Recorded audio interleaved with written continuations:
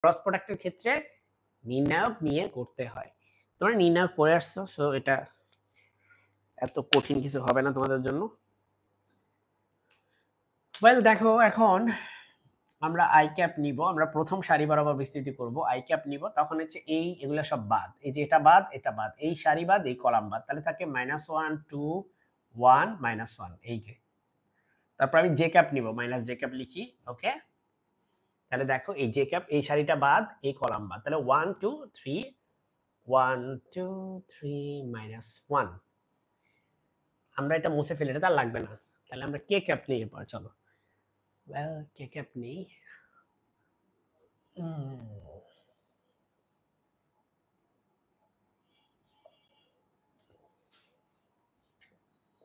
তাহলে দেখো এই পজিশনটা পজিটিভ, তাই প্লাস লিখছি, এটা নেগেটিভ তাই মাইনাস লিখছি, এটা আবার পজিটিভ। কে ক্যাপ নিলে এই সারি বাদ, এই কলাম বাদ, এই সারি বাদ, এই কলাম বাদ, তাহলে 1 -1 1 -1 3 1 3 1, ওকে। এখন চলো এটা বের করো, আই ক্যাপ গুণ করো, আড়াআড়ি গুণ করো, এটা হচ্ছে চাইনিজ কাট দিবা, এই যেভাবে, তারপরে এভাবে, প্রথমে এভাবে কাট দাও, কত হয়? হ্যাঁ, -1 -1 মানে 1। আচ্ছা, একটা ফর্মুলার মাইনাস আছে, 2 আর 1 গুণ করলে হবে 2, -1 আর 1 গুণ করলে -1, একটা ফর্মুলা নেগেটিভ আছে, 3 দুগুণে 6, 1 1 এ গুণ করলে 1, মাইনাস ফর্মুলার একটা মাইনাস আছে, 3 আর -3, সরি -1 গুণ 3 আর -1 গুণ করলে -3 হয়, -3 আর এই মাইনাস হচ্ছে প্লাস হয়ে যাবে, সেটা হয়ে যাবে মাইনাস আই ক্যাপ, এটা হয়ে যাবে -7, এখানে -7 আর প্লাস, তাহলে মাইনাসে মাইনাসে প্লাস হচ্ছে +7 জে ক্যাপ, এখানে -7 আর মাইনাস আছে, তাহলে এটা হবে প্লাস। আর এই জায়গায় কি আছে, 4 3 একে 4 4 কে ক্যাপ, এটা হচ্ছে আমাদের a ক্রস b এর ভ্যালু, সরি ভ্যালু না, মানে a ক্রস b ভেক্টর, ঠিক আছে। তো এখন এটা মান বের করো, খুব সহজ, তুমি দুই পাশে মডুলাস দাও, এই যেভাবে,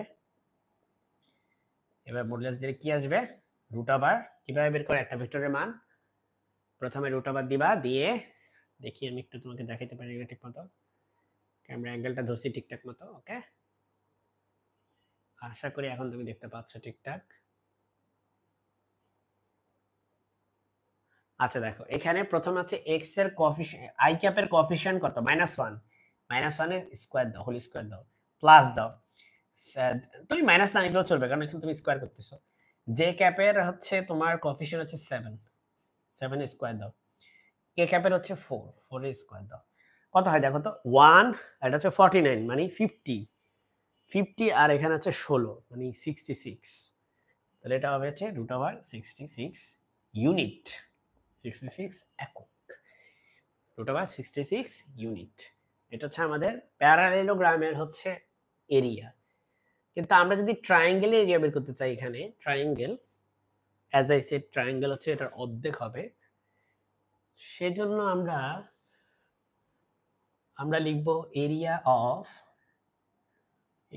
অফ ট্রায়াঙ্গেল, দুইটা ট্রায়াঙ্গেল যে কোনো একটা বের করলেই হবে, এটা বা এটা যে কোনো একটা, সেটা হচ্ছে কি এই প্যারালেলোগ্রামের যে এরিয়া সেটার অর্ধেক, সিম্পলি তার অর্ধেক হয়ে যাবে, ব্যাস।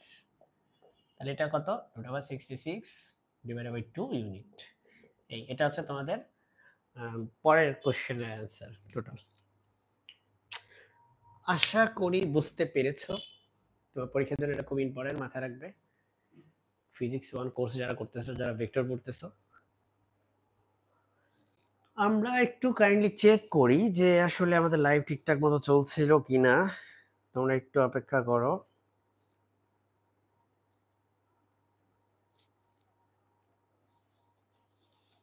Well, I forgot to bring my phone. Wait.